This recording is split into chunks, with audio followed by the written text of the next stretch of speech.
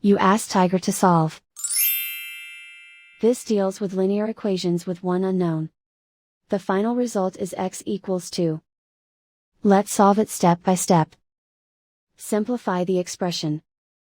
Group like terms. Simplify the arithmetic. Group all constants on the right side of the equation. Subtract 8 from both sides. Simplify the arithmetic.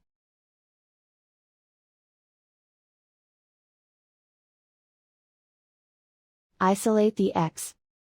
Divide both sides by 3.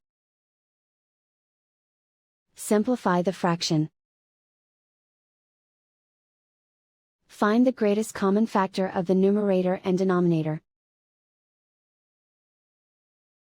Factor out and cancel the greatest common factor. And so the final result is x equals 2.